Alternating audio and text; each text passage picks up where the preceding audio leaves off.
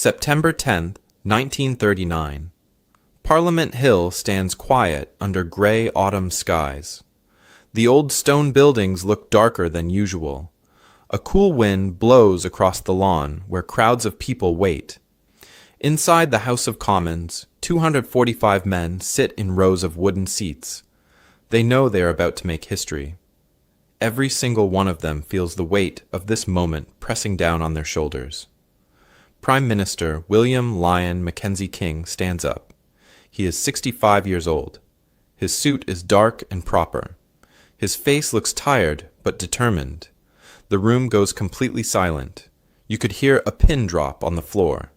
King's voice is steady but serious when he begins to speak. Outside the windows, more people gather.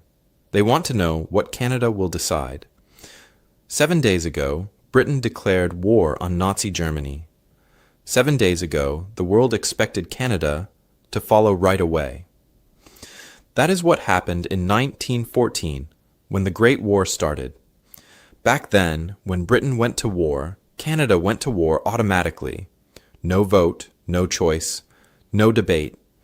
Over 600,000 young Canadian men fought in that terrible war. More than 60,000 of them never came home. They died in muddy trenches in France and Belgium. They died at places called Vimy Ridge and Passchendaele. But their parliament never voted to send them. Britain decided for them. This time is different. This time, Canada has changed. The nation of 11.5 million people stands at a crossroads. In 1931, something important happened. Britain passed a law called the Statute of Westminster. That law said Canada could make its own decisions. Canada could sign its own treaties. Canada could say no to Britain. Most important of all, Canada could declare its own wars. For 8 years, Canada had this power, but never used it. Now, with Nazi tanks rolling through Poland and Europe falling into darkness, the moment has arrived. King speaks to the 245 members of Parliament. His words carry across the chamber. Germany has invaded Poland, he says. France and Britain have chosen to resist this aggression, but Canada must decide for itself. The word itself hangs in the air like smoke. Canada, not Britain, not the Empire. Canada. Some people outside are angry about the wait. Britain declared war on September 3rd. That was 7 days ago. Why did Canada wait? Why didn't they follow immediately? Conservative leader Robert Magnan wants Canada to act faster. Newspapers print angry headlines. Veterans from the Great War line up at recruitment offices, ready to fight again. They remember 1914. They remember following Britain without question. But King holds firm. Parliament will decide, he keeps saying. Those 3 words matter more than anything. Parliament will decide, not London, not the King of England. Parliament. Canadian voices. Canadian choice. The tension in the room is thick enough to cut with a knife. Members from Quebec watch carefully. They remember 1917. That year, Canada forced men to join the army against their will. Quebec hated that decision. French Canadians felt dragged into Britain's war. The anger and division nearly tore the country apart. Henri Bourassa, a powerful voice from Quebec, has already asked, why should we care about Europe's wars? The question echoes in everyone's mind. King knows this history. He knows the danger. He promised the people of Canada that Parliament would choose. He promised no one would be forced to fight. He promised this would be Canada's decision, not Britain's order. Now he must keep that promise. The debate begins. Member after member stands up to speak. Most support the war. They believe Nazi Germany must be stopped. They believe in standing with Britain and France. But they also believe in something new and precious. The right to choose. One man stands alone against the tide. J.S. Wordsworth is a pacifist. He believes all war is wrong. He knows his vote will not change anything. He knows 244 other members will vote yes. but he stands up anyway and says no. The chamber listens respectfully. Even those who disagree with him understand courage when they see it. Then comes the vote. Hands rise across the chamber. 244 members vote yes. Only Wordsworth votes no. The numbers are clear. The decision is made, not because Britain demanded it, not because of old colonial duty, because Canada chose it, because Canadian members of Parliament, representing Canadian people from the Atlantic Ocean to the Pacific Ocean, voted to declare war on Nazi Germany. The next day, September 10, 1939, something remarkable happens far across the ocean. At the Royal Lodge in Windsor Great Park, Vincent Massey walks through grand doors. He is Canada's High Commissioner to Britain. In his hands he carries a document. He meets with King George VI. But this meeting is different from any other in history. George is not signing as the King of England. He is signing as the King of Canada. The distinction matters. It matters enormously. George picks up his pen. He signs the Order in Council. With that single signature, Canada officially declares war on Germany. Leonard Brockington, who records everything for the government, writes down words that will echo through history. King George VI of England did not ask us to declare war for him. We asked King George VI of Canada to declare war for us. The news spreads like wildfire. Across Canada, people hear on their radios. In Britain, they read it in newspapers. Canada is at war. But they arrived on their own terms. They came through their own democratic process.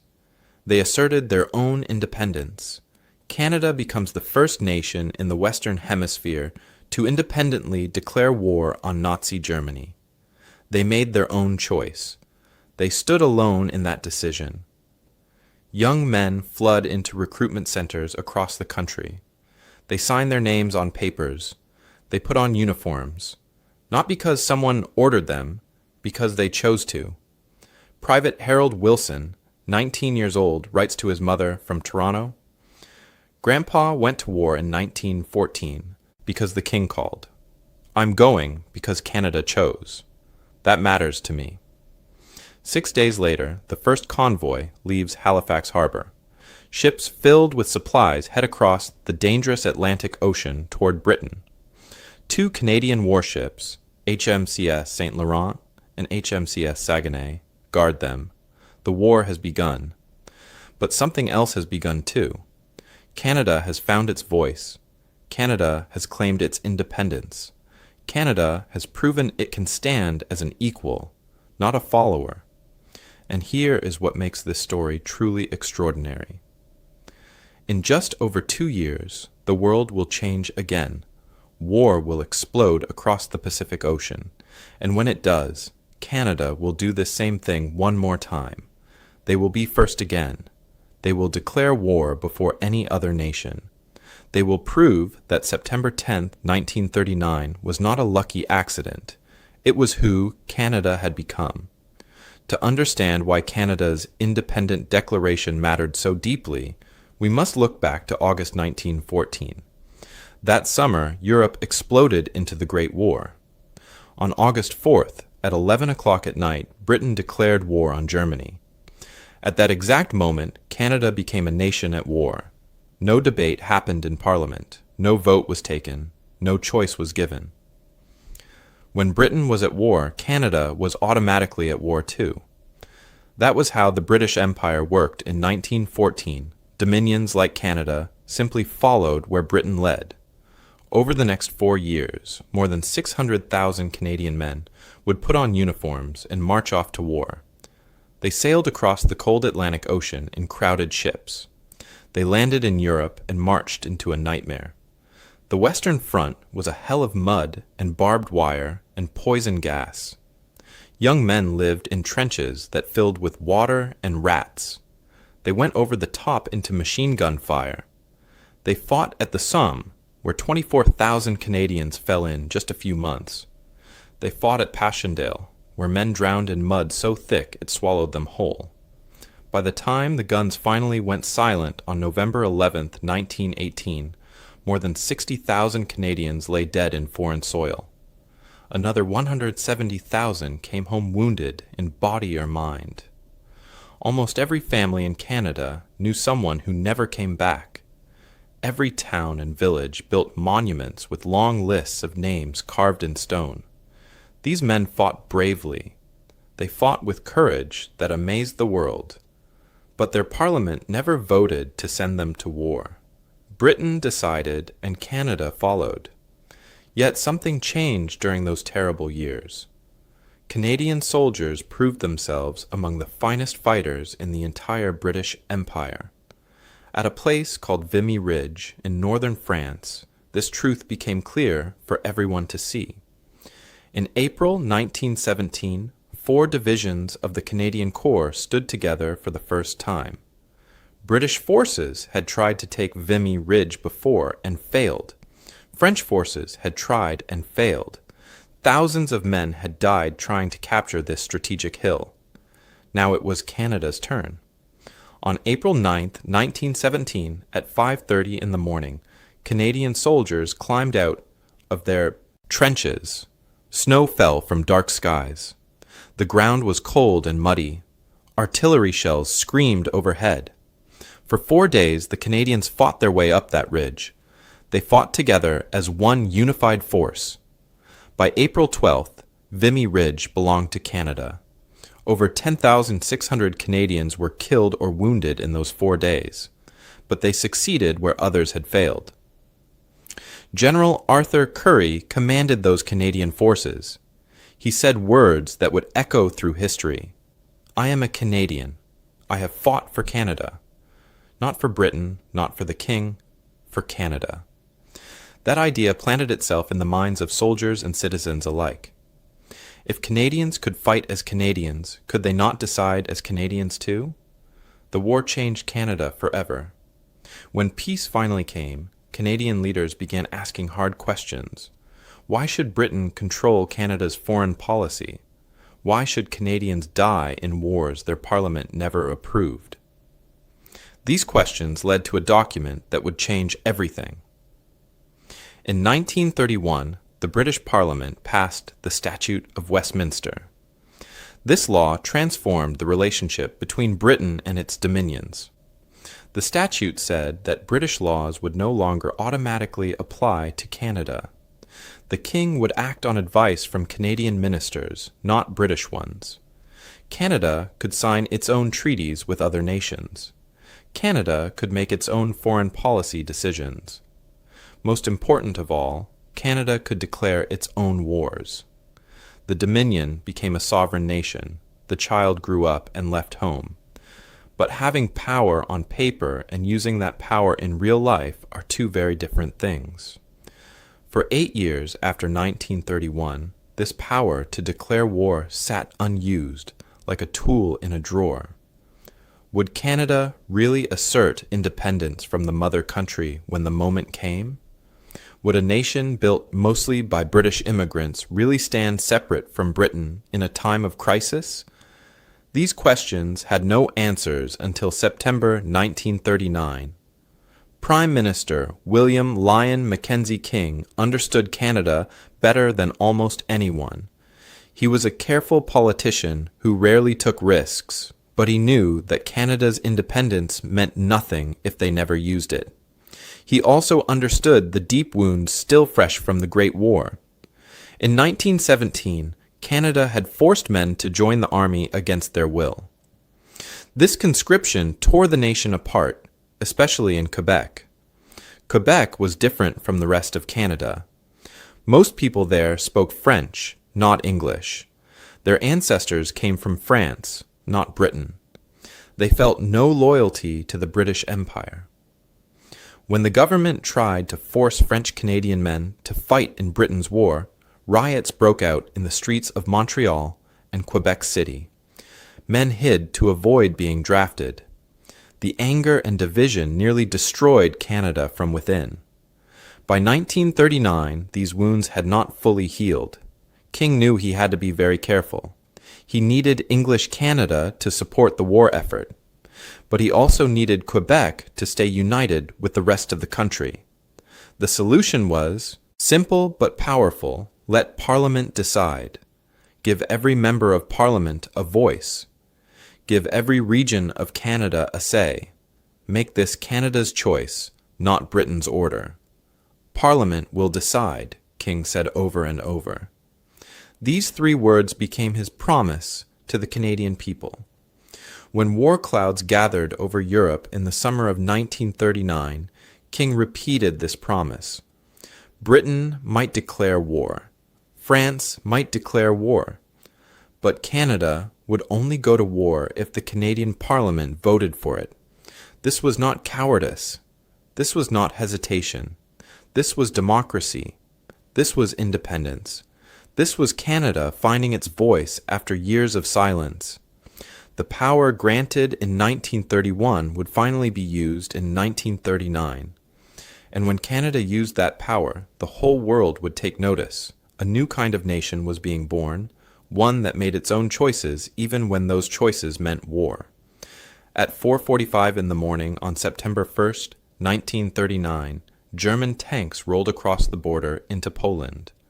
The sound of engines filled the early morning darkness. Within hours, German panzer divisions smashed through Polish defenses. Luftwaffe bombers screamed through the sky over Warsaw, dropping bombs on the sleeping city below. Explosions lit up the night. Buildings collapsed into rubble. People ran through the streets looking for shelter. The Second World War had begun. 2 days later, on September 3rd, Britain and France sent messages to Adolf Hitler. The messages were clear and simple. Pull your armies out of Poland or face war. Hitler ignored them completely.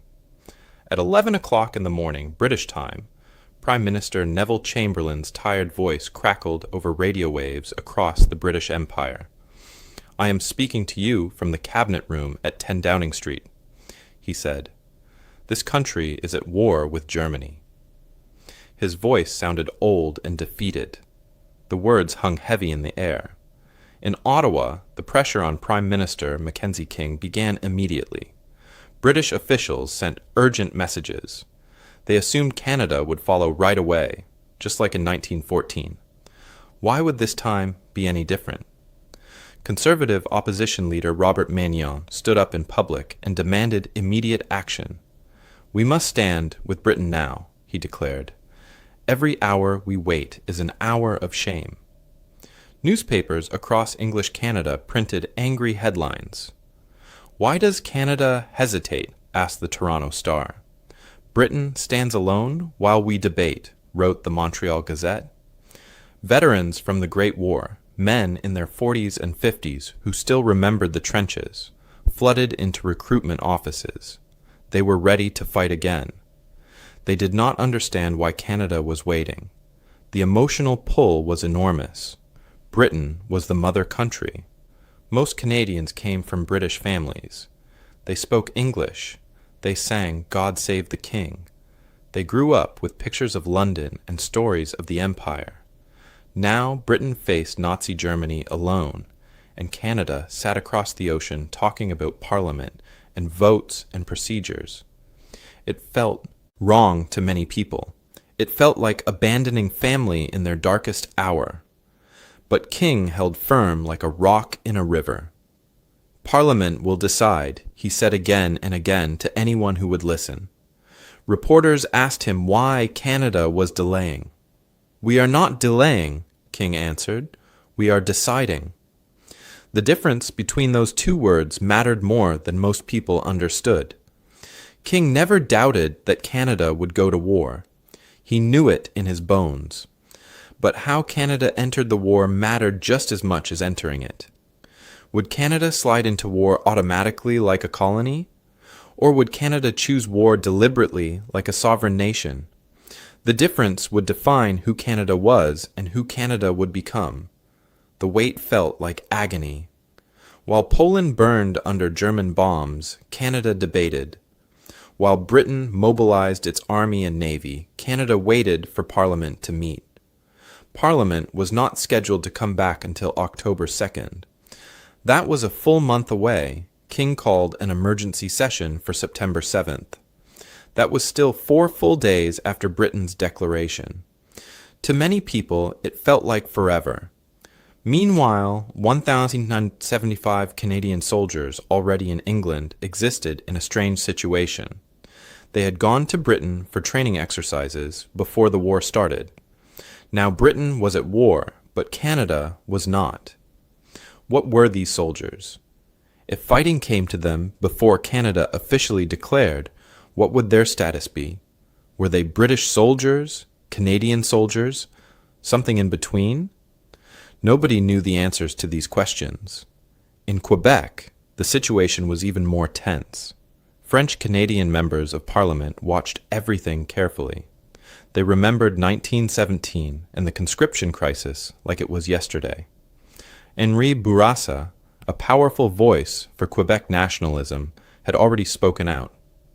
Why should Quebec care about Europe's wars, he asked. These are not our fights. These are not our battles. His words found support across Quebec. French-Canadian newspapers asked hard questions. Would this be 1917 all over again? Would young men from Quebec be forced to die in another British war? Or would their voices actually matter this time? The members of Parliament from Quebec needed to see that their votes counted. They needed to see that Canada was not just following Britain blindly. September 7th arrived. Members of Parliament traveled to Ottawa from every corner of the vast country.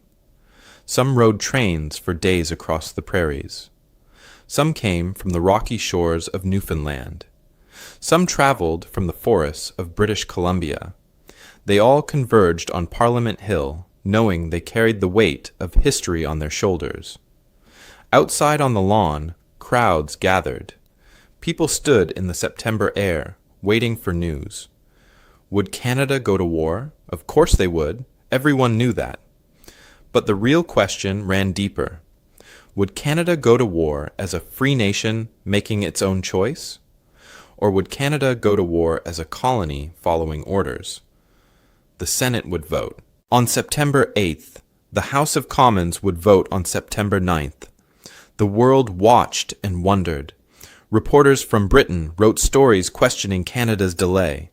Reporters from the United States wrote stories praising Canada's independence. Everyone had an opinion. Everyone waited to see what would happen. Leonard Brockington, the government's official recorder, understood what was really happening. He wrote in his notes, "This is not about following Britain or abandoning Britain. This is about Canada finding itself. This is about a nation learning to stand on its own feet even when standing is hard." The moment of decision drew closer with each passing hour. Everything hung in the balance. Would 245 members of Parliament have the courage to vote yes, knowing what war would cost? Would they stand united, or would the country split apart? Would Canada's first independent declaration of war be its last? The chamber of the House of Commons filled slowly on September 9th, 1939. 245 members walked through the heavy wooden doors and took their seats. The room smelled of old wood and paper. Light came through tall windows, casting shadows across the rows of desks. Every seat mattered. Every voice counted. Outside, crowds pressed against the iron gates of Parliament Hill, waiting to hear what their elected leaders would decide. Prime Minister William Lyon Mackenzie King sat at his desk in the front. His hands rested on papers he had written and rewritten many times. He wore a dark suit and tie. His face looked serious but calm. Around him sat members of his cabinet. Across the aisle sat the opposition members. Behind them, the backbenchers filled the remaining seats. The chamber had never felt so full and so quiet at the same time. At exactly 3 o'clock in the afternoon, the Speaker called the House to order. The sound of his gavel echoed through the room. King stood up. Every eye turned to watch him. Every ear strained to hear his words.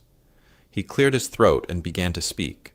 "The action of Germany in invading Poland," King said, his voice steady and clear, and the determination of France and the United Kingdom to resist this aggression leaves the government no alternative but to ask Parliament to approve immediately of Canada entering into a state of war with the German Reich. The words fell like stones into still water. Each one created ripples. But King was not finished. What he said next would matter even more than the declaration itself. "I wish to repeat what I have already said," King continued. "The present situation is not of Canada's making. Canada is a partner nation of the British Commonwealth. We have our own Parliament and our own government. It is for our Parliament to decide whether and to what extent Canada will participate in conflicts in which other countries are concerned." The phrase "our Parliament" rang through the chamber. Not Britain's Parliament, not the Empire's Parliament, our Parliament. Canadian voices, Canadian choice, Canadian decision. Members shifted in their seats. Some nodded in agreement. Others sat perfectly still, taking in the weight of what they were about to do. This was not 1914. This was not automatic. This was deliberate. This was democracy at work. The debate began. Member after member stood up to speak. Most supported the declaration of war. They spoke of duty and honor. They spoke of stopping Nazi tyranny. They spoke of standing with Britain and France against evil. But they also spoke of something new. They spoke of Canada making its own choice. They spoke of sovereignty and independence. They spoke with pride about being asked to decide, not being told what to do. Members from Quebec rose to speak in French. They expressed their concerns carefully. They remembered 1917. They remembered being forced to fight. But they also recognized something different this time. Their voices mattered. Their votes counted. This was not London commanding them. This was Ottawa asking them. Then J.S. Wordsworth stood up. He was 65 years old with white hair and deep-set eyes. Everyone in the chamber knew what he would say. Wordsworth was a pacifist. He believed all war was wrong, no matter the cause. He believed violence could never solve problems. He knew his vote would not change the outcome. He knew 244 other members would vote yes, but he stood anyway. "I have boys of my own," Wordsworth said, his voice shaking slightly. "If they go to war, they will go of their own free will. But I cannot vote to send anyone's sons to kill or be killed." The chamber listened in complete silence. Even those who disagreed with him showed respect. His courage to stand alone deserved that much. When Wordsworth sat down, the time for debate ended. The speaker called for the vote. Hands rose across the chamber like a wave. 244 members voted yes. Only Wordsworth voted no. The numbers were counted and recorded. The decision was made, not because Britain demanded it, not because of old colonial duty, because Canada chose it. The vote happened at 4:17 in the afternoon. Church bells in Ottawa rang the hour. People on Parliament Hill's lawn heard the news within minutes. Some cheered, some cried. All of them knew they had witnessed something historic. But the process was not complete. The vote in Parliament was only the first step. The actual declaration of war required the signature of King George IX, not as King of England, as King of Canada. That distinction mattered enormously. The next morning, September 10th, 1939, Vincent Massey woke up early at Canada House in London. He put on his best suit. He gathered the official documents that the Canadian Cabinet had prepared. These documents contain the Order in Council, the formal request for the King to declare war on behalf of Canada. Massey's hands held papers that would change history. At 10 o'clock in the morning British time, Massey's car arrived at the Royal Lodge in Windsor Great Park. The building sat surrounded by green lawns and old trees. Guards stood at attention as Massey walked through the entrance. He carried the documents in a leather folder under his arm.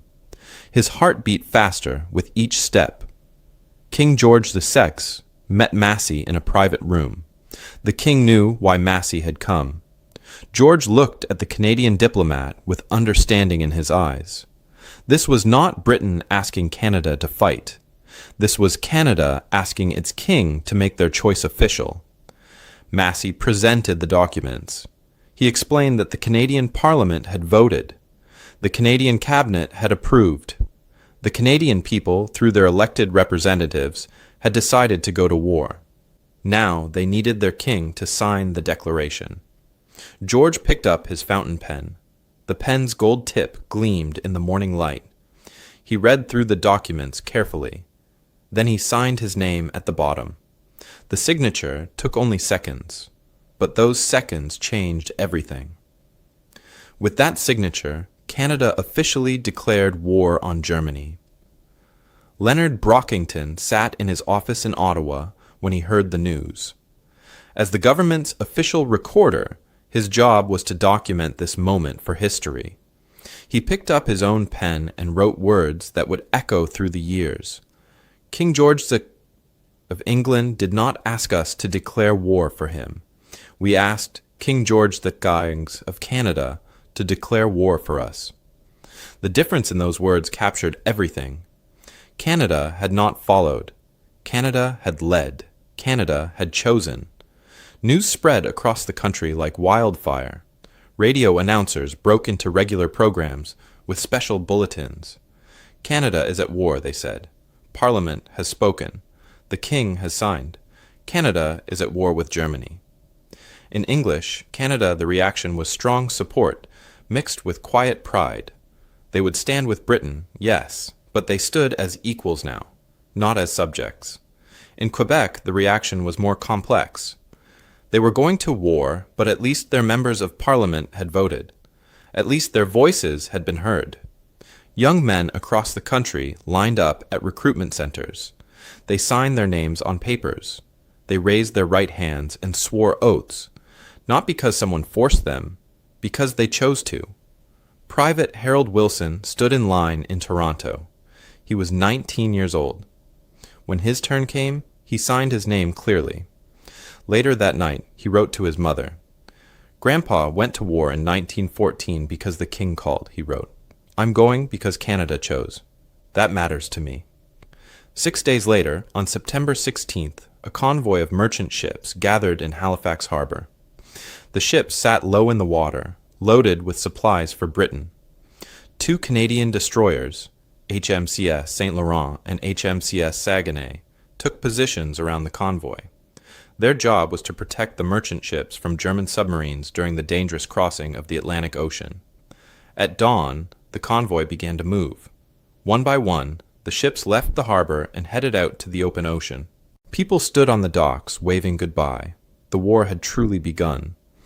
But Canada had begun it on their own terms, through their own choice as their own nation. They were the first in the Western Hemisphere to declare war independently. They had made history, and in just over 2 years, they would make history again. The news of Canada's declaration spread around the world like ripples in a pond. In Australia and New Zealand, government leaders read the reports with mixed feelings. Both countries were also dominions in the British Commonwealth. Both had the same power Canada had to declare war independently, but both had declared war on September 3rd, the exact same day as Britain.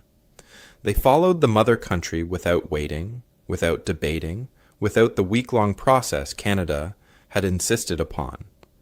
Prime Minister Robert Menzies of Australia sat in his office in Canberra, reading about Canada's declaration. He felt a strange mix of admiration and unease. Australia had stood with Britain immediately. That seemed like the right thing to do. But Canada had done something Australia was not quite ready for. Canada had proven its independence. Canada had shown the world it could make its own decisions, even when those decisions took time. Years later, Menzies would admit that Canada's approach demonstrated a level of independence Australia had not yet claimed. In South Africa, the reaction was even more complicated. Prime Minister JBM Hertzog had opposed joining Britain's war. He brought the question to Parliament, and his own members voted him down on September 4th. Hertzog resigned in anger. Jan Smuts took over as Prime Minister and declared war on September 6th. But unlike Canada, South Africa's declaration came after political chaos and bitter division. Lawmakers shouted at each other. The country nearly split in two. Canada's measured, deliberate process stood in sharp contrast. Canada's parliament voted almost unanimously. Canada's process was calm and democratic. South Africa's process was angry and chaotic.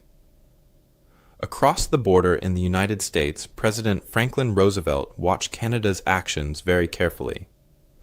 America was officially neutral in 1939. Most Americans wanted to stay out of Europe's war. They remembered the Great War and the terrible cost it brought. But Roosevelt understood that neutrality might not last forever. He took note of how Canada handled this delicate situation. Canada asserted independence while standing with Britain. Canada made its own choice while honoring old friendships. Roosevelt would remember this balance when his own time came to ask Congress for a declaration of war. Inside Canada, the military mobilized with remarkable speed. Recruitment centers stayed open late into the night. Long lines of young men snaked around city blocks. By the end of September 1939, just 3 weeks after the declaration, over 58,000 men had enlisted voluntarily. They came from farms and factories. They came from offices and mines. They came from every province and territory. No one forced them. They chose to serve. Mackenzie King's promise of no conscription for overseas service held firm. Men joined because they wanted to, not because the government forced them. This was crucial for keeping Quebec united with the rest of Canada. In Quebec City and Montreal, French-Canadian men also lined up to enlist. Not as many as in English Canada, but they came. They came because their members of Parliament had voted. They came because Canada had chosen this war, not Britain. The Canadian economy shifted like a great machine changing gears. Factories that had barely survived the Great Depression suddenly roared to life. Assembly lines that made cars began making trucks and tanks. Plants that made farm equipment began making artillery shells. Shipyards along both coasts started building warships and merchant vessels. The sound of hammers and welding torches filled the air. People who had been unemployed for years suddenly had jobs. The war brought terrible things, but it also brought work and purpose. In Britain, Winston Churchill was First Lord of the Admiralty. He was not yet Prime Minister, but he was already one of Britain's most important leaders. Churchill sent a personal message to Canada. He thanked them for standing with Britain in this hour of trial. But Churchill also noticed something important. His message acknowledged that Canada had not stood with Britain out of colonial duty. Canada had stood as an equal. Canada had stood as an ally by choice. That difference mattered deeply. For Jewish refugees fleeing Nazi persecution in Europe, Canada's declaration brought hope. If Canada was fighting the Nazis, maybe Canada would welcome those fleeing Nazi terror. Sadly, that hope would mostly go unfulfilled. Canada's immigration policies during the war were shamefully restrictive. The government turned away thousands of Jewish refugees seeking safety. This dark chapter showed that even nations fighting for freedom could fail to live up to their own ideals. Letters and diary entries from Canadian soldiers who enlisted in those first weeks revealed a common feeling. They wrote about pride, not just pride in serving their country, but pride in how their country made this decision.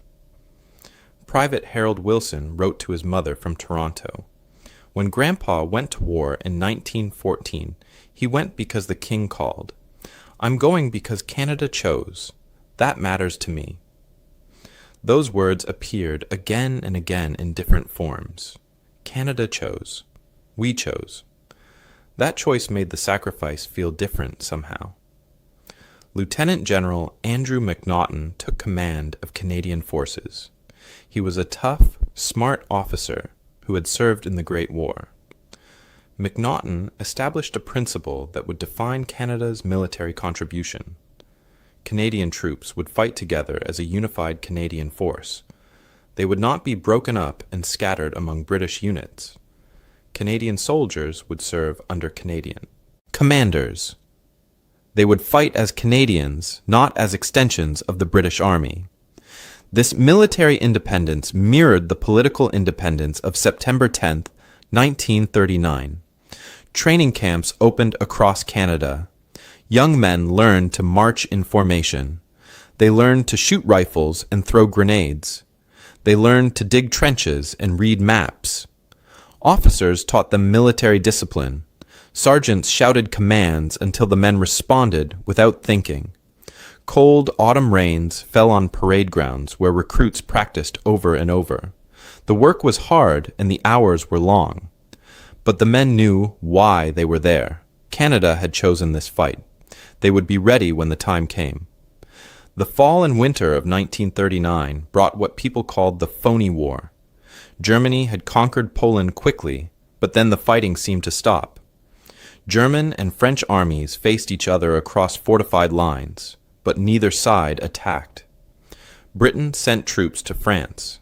Canada sent the 1st Canadian Infantry Division, which arrived in Britain on January 1, 1940. But no major battles happened.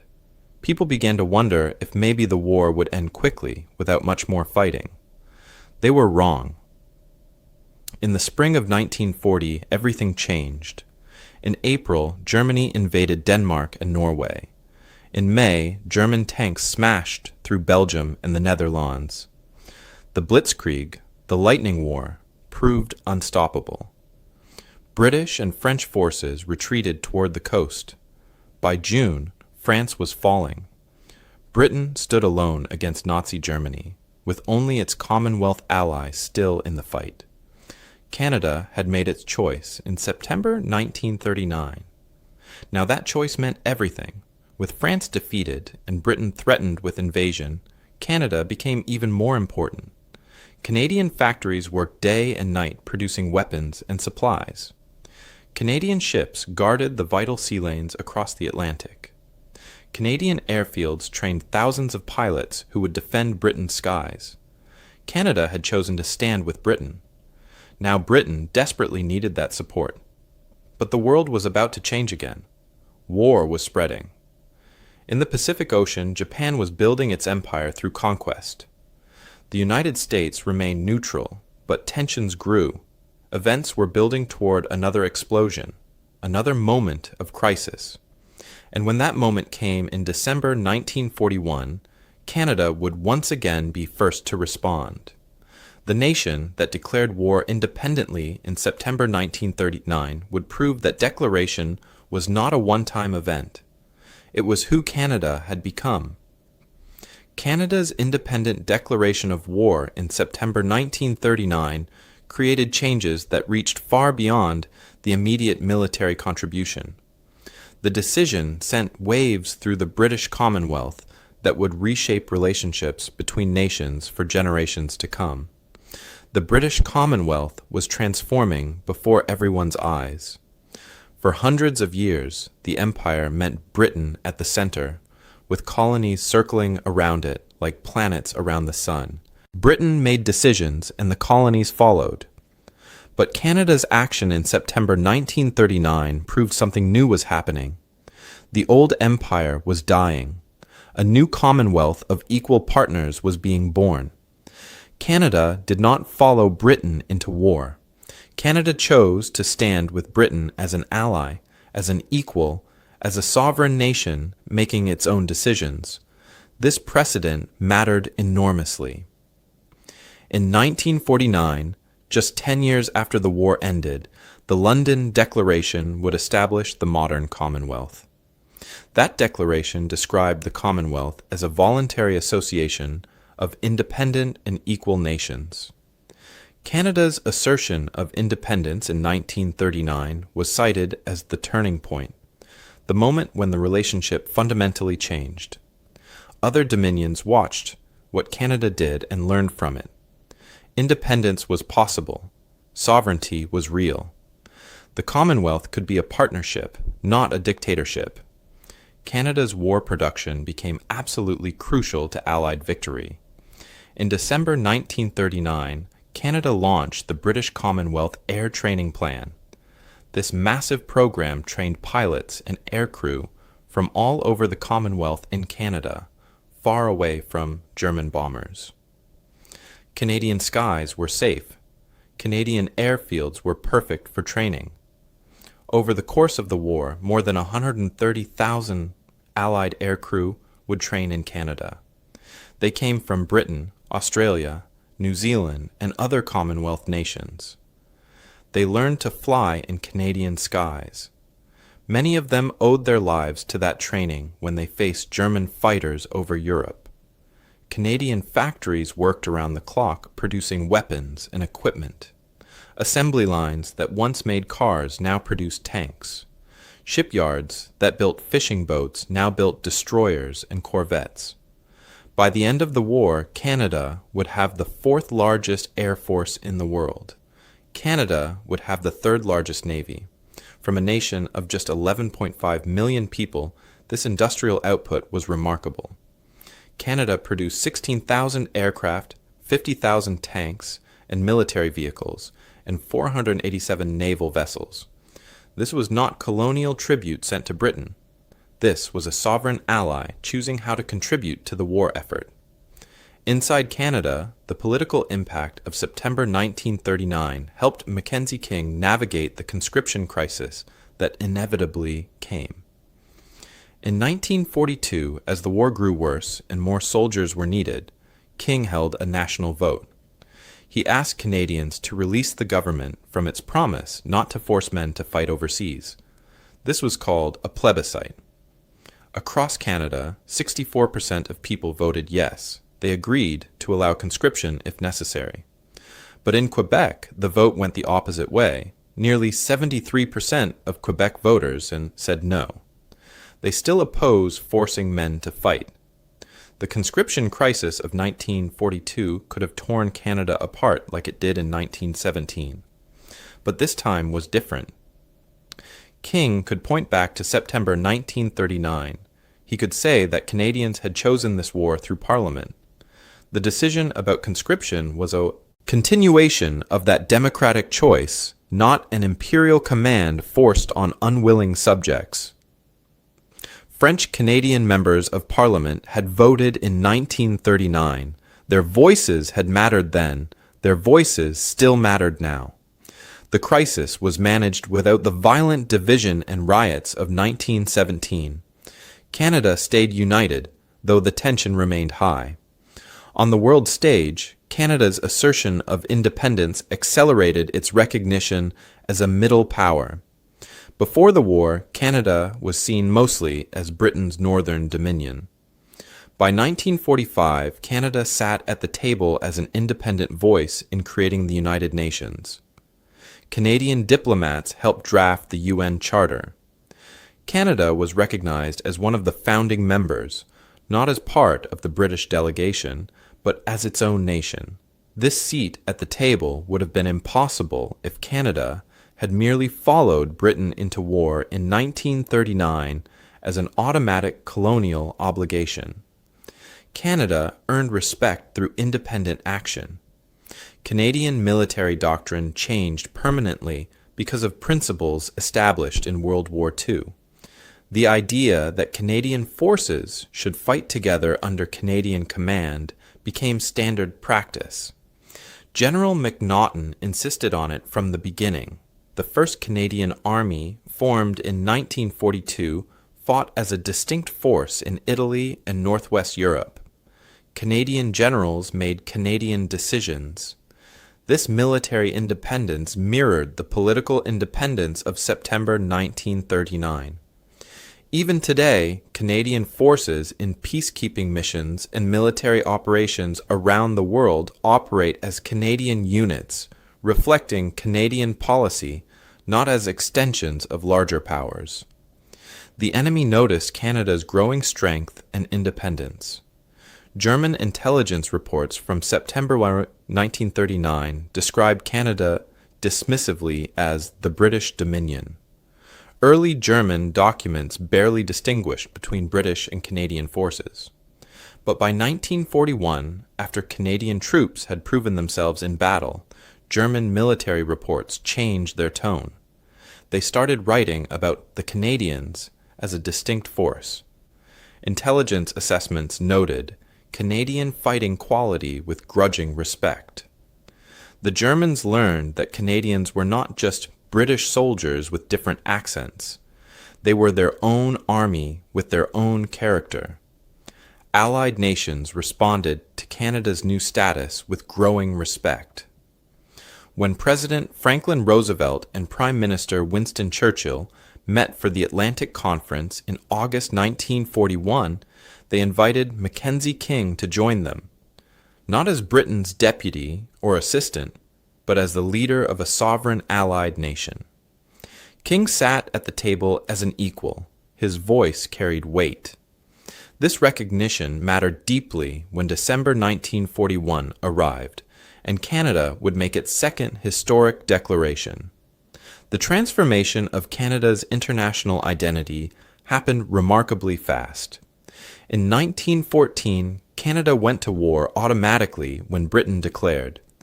In 1939, Canada made its own choice.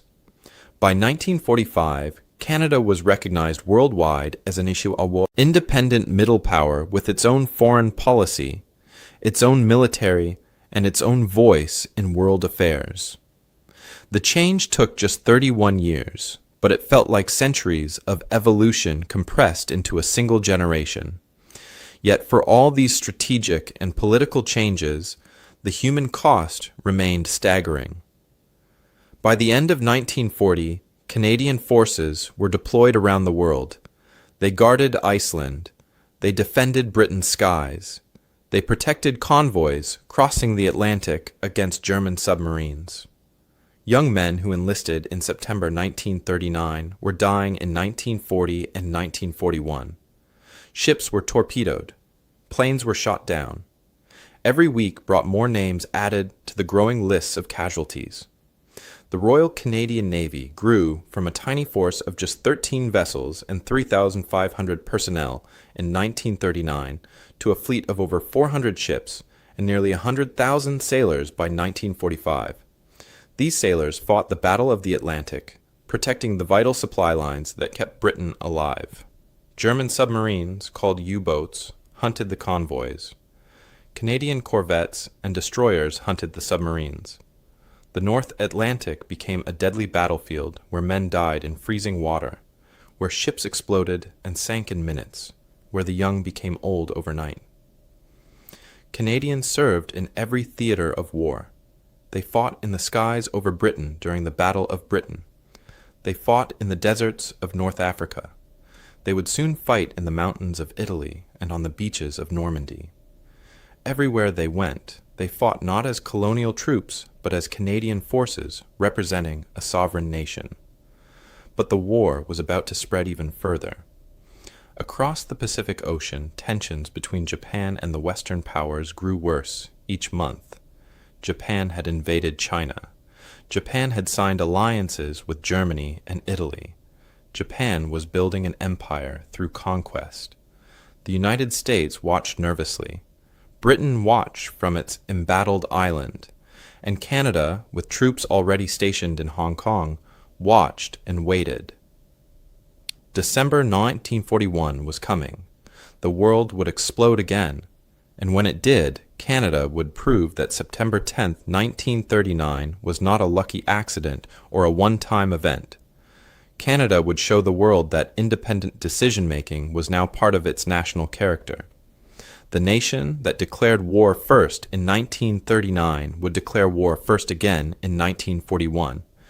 History was about to repeat itself in the most extraordinary way. William Lyon Mackenzie King was 65 years old in 1939. He was not the kind of man who looked like a revolutionary. He wore proper suits and spoke carefully. He avoided taking risk when he could. Many people thought he was too cautious, too afraid of making bold moves. But King understood something important about Canada that others missed. He knew that independence meant nothing if you never used it.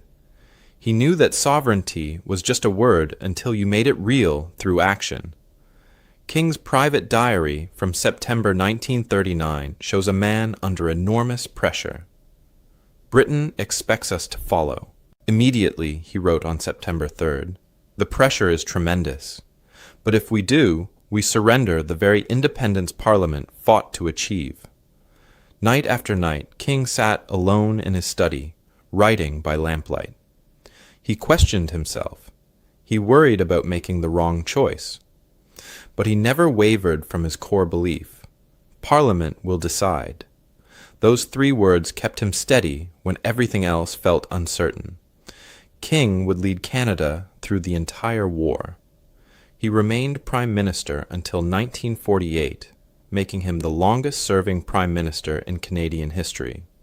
He retired at age 74, tired but satisfied. The war had transformed Canada from a dominion into a truly independent nation, and King had guided that transformation. He died in 1950 at his country estate. History remembers him as a cautious man who made the boldest decision of his life in September 1939. Private Harold Wilson turned 19 years old, just 2 weeks before Germany invaded Poland. He lived with his mother in Toronto. His father had died when Harold was young. His grandfather had fought at Vimy Ridge in the Great War and survived, but he came home different. The old man rarely talked about the war, but sometimes Harold caught him staring out windows with faraway eyes.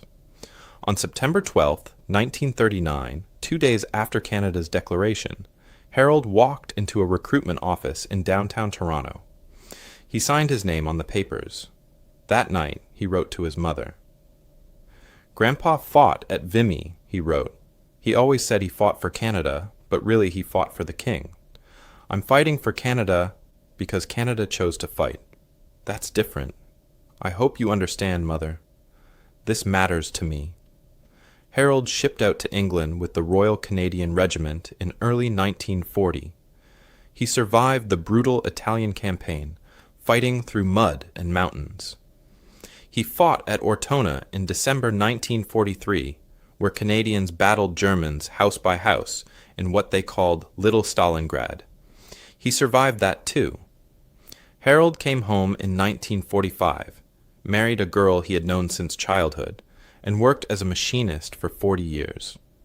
He kept that letter to his mother framed on his desk until he died in 1994 at age 74. His children found it after he passed and donated it to a war museum in Ottawa.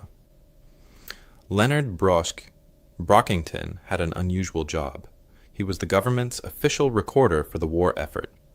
His task was to document everything, to write down the moments that mattered, to capture history as it happened. Brockington understood that September 10, 1939 was one of those moments. He sat in his office and composed the sentence that would echo through history. King George VI of England did not ask us to declare war for him. We asked King George VI of Canada to declare war for us. Those words captured everything. They explained in one sentence what Canada had done and why it mattered. Brockington continued recording Canada's war story throughout the conflict. He interviewed soldiers. He visited factories. He attended cabinet meetings. His archives, now held at Library and Archives Canada, contain thousands of pages documenting Canada's transformation. He died in 1966, remembered as the man who helped Canadians understand their own journey from colony to nation. Vincent Massey stood in the Royal Lodge at Windsor Great Park on September 10, 1939, holding papers that would change history. As Canada's first native-born High Commissioner to Britain, Massey understood the symbolism of this moment better than almost anyone. He was not presenting Britain's declaration extended to Canada. He was presenting Canada's declaration requesting the King's signature as King of Canada. Years later, Massey wrote about that morning in his memoir. I handed His Majesty not Britain's declaration extended to Canada, but Canada's declaration requesting his signature as King of Canada. The symbolism was not lost on him or me. We were creating something new. The old empire was ending. Something better was beginning. Massey would later become Canada's first Canadian-born Governor-General in 1952. He held that position for 7 years, completing a symbolic journey from colonial representative to Indigenous head of state. He lived until 1967, long enough to see Canada celebrate its 100th birthday as a confederation. Across Canada, ordinary people experienced the Declaration in different ways. In English-speaking provinces like Ontario and British Columbia, the decision met with enthusiastic support. People felt proud that Canada had made its own choice. They still loved Britain, but they loved Canada more. In Quebec, the reaction was more complicated. Edouard Picard was a French-Canadian journalist working for Le Devoir in Montreal. On September 11, 1939, he wrote an editorial that captured Quebec's complex feelings. We do not fight for Britain, Picard wrote. We fight because Canadians, including French Canadians, voted to fight. C'est différent. This is different. Our voices were heard. Our votes counted. We chose this path together. Not all French Canadians agreed with Picard. Many still opposed the war strongly. But even those who opposed it recognized that something had changed. Parliament had voted. Democracy had worked. Their representatives had participated in the decision. It was not perfect, but it was better than 1914. Marie LeBlanc lived on a farm outside Quebec City. She had 3 sons. When Canada declared war, she knew they would want to enlist. She wrote in her diary on September 10, 1939, "The war has come, my boys will go, but at least this time Quebec had a voice. At least this time we were asked, not told." 2 of Marie's sons enlisted in 1940. One came home in 1945. The other died in Italy in 1944. Marie lived until 1968, keeping her son's letters in a wooden box beside her bed. She read them when she felt lonely, when she missed him too much to bear. Across Canada, similar stories played out in thousands of homes. Mothers sent sons, wives sent husbands, children said goodbye to fathers. The cost of Canada's choice was paid in blood and tears and heartbreak. But the people who paid that cost did so knowing their nation had chosen this path democratically, independently, as a sovereign people making their own decisions. And then came the night that would change everything. December 7th, 1941. At 11:30 at night, the telephone rang in the Prime Minister's residence in Ottawa. William Lyon Mackenzie King picked up the receiver. The voice on the other end delivered shocking news. Japan had attacked Pearl Harbor in Hawaii. American battleships were burning. Hundreds of American sailors were dead. The United States had been attacked without warning, without declaration, in a surprise assault that would change the world. But there was more. 4 hours after Pearl Harbor, accounting for the time difference across the Pacific, Japan had also attacked Hong Kong. That British colony held a garrison of 14,000 soldiers defending against invasion. Among them were 1,175 Canadian troops, young men from Winnipeg and Quebec City, farm boys from Saskatchewan, and fishermen from Newfoundland. They were under attack right now, fighting and dying, while King held the telephone in his trembling hand. King acted immediately. He made phone calls to his cabinet ministers, waking them from sleep. Within an hour, they gathered for an emergency meeting. The situation was clear and urgent. Canadian soldiers were fighting Japanese forces at this very moment. Unlike September 1939, Parliament was not in session. The members had gone home for the winter and were not scheduled to return until January 21st, 1942. That was more than 6 weeks away. King could have waited. He could have consulted Parliament when they returned in January. The Canadian Constitution gave him that option, but Canadian blood was being spilled in Hong Kong right now. Canadian boys were fighting and dying in the darkness on the other side of the world.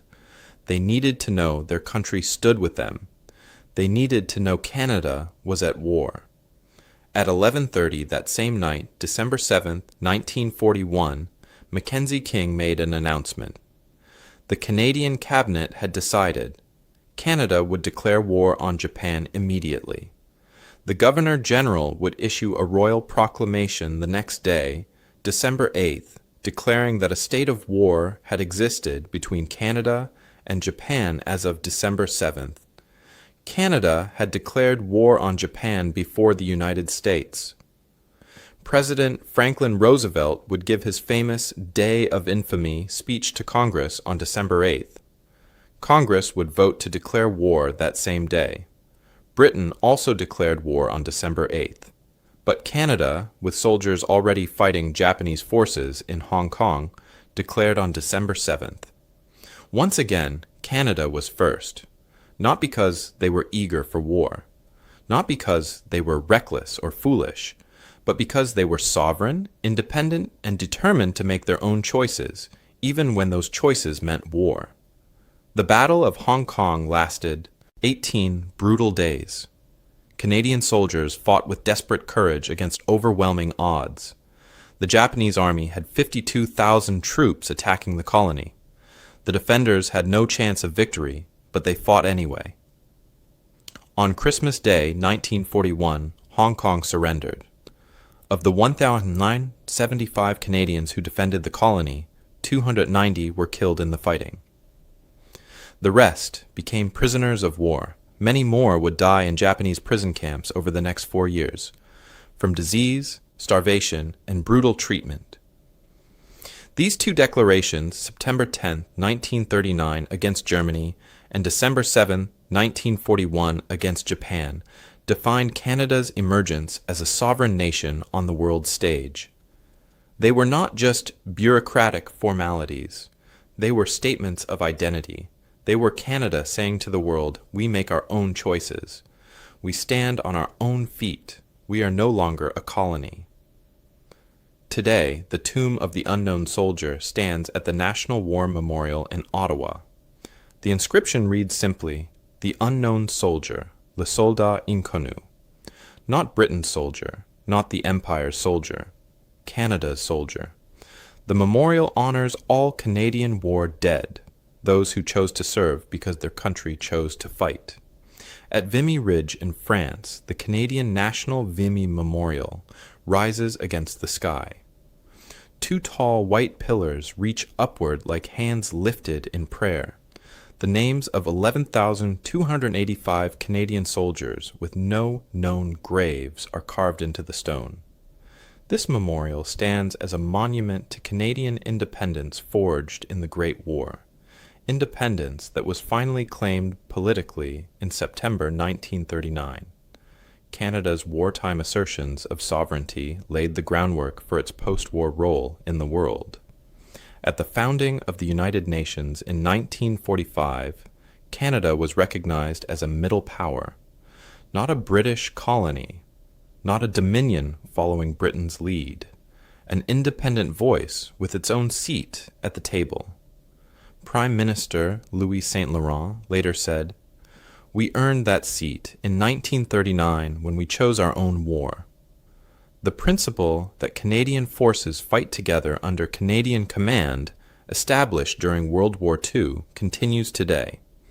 Canadian peacekeepers in United Nations missions operate as Canadian units. Canadian forces in Afghanistan fought under Canadian command. Wherever Canadian soldiers serve, they serve as Canadians, reflecting Canadian policy and Canadian values. This military independence mirrors the political independence of September 1939. September 10, 1939 and December 7, 1941 are not widely remembered dates in Canada. They are overshadowed by June 6, 1944, when Canadians landed on Juno Beach. They are overshadowed by May 8, 1945, Victory in Europe Day.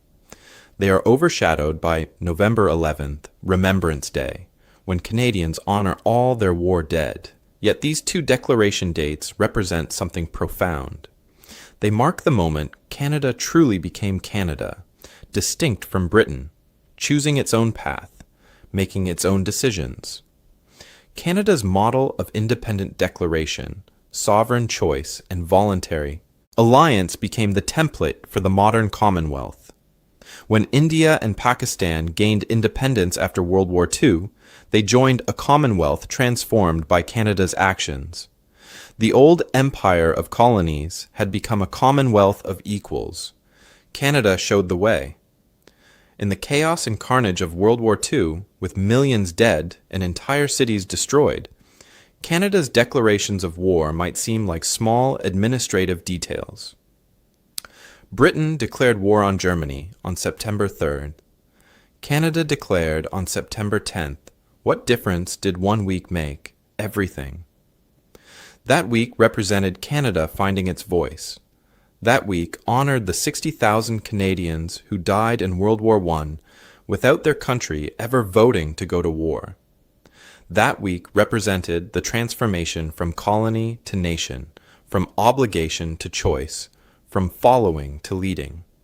And on December 7, 1941, when Canadian soldiers fought and died in Hong Kong, Canada did not wait for anyone. They declared war on Japan immediately, before the United States, before Britain, before anyone. Canada stood with its soldiers without hesitation. Twice in World War II, Canada was first to declare war. These were not accidents. These were choices that defined a nation. Over 1 million Canadians served in World War II. More than 45,000 died. They fought in every major theater of the war.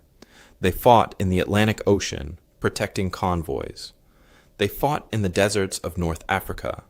They fought in the mountains of Italy. They fought on the beaches of Normandy on D-Day. They helped liberate the Netherlands, where grateful Dutch people still honor Canadian soldiers every year with ceremonies and flowers on Canadian graves. But before all the battles, before all the sacrifice, before all the victory, Canada made a choice. Twice. And in making that choice, they became not just Britain's ally, but Britain's equal.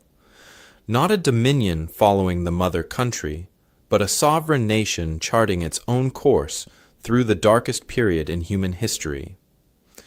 The Canadian writer Pierre Berton later wrote, "We earned our independence in the mud of Vimy Ridge. We claimed it in Parliament on September 10, 1939, and we proved it on December 7, 1941. Canada's two declarations were acts of courage as real as any battlefield valor. It takes courage to fight, but it also takes courage to choose when to fight, to stand alone in that decision, to assert independence even when the world expects obedience." That is the story of how Canada did something before any other nation in World War II, twice. They chose war as a free nation. And that choice, perhaps more than any battle, defined who they would become. A middle power that punches above its weight. A nation that keeps its promises. A country that makes its own decisions and lives with the consequences. A sovereign people who bow to no one. In war as in peace, Canada reserves the right to make her own decisions. Prime Minister Mackenzie King said those words on September 9, 1939. They remain true today. They will remain true tomorrow. That is Canada's legacy from two declarations of war made in the darkest hours of the 20th century. That is the gift, purchased, with the blood of 45,000 Canadians who never came home.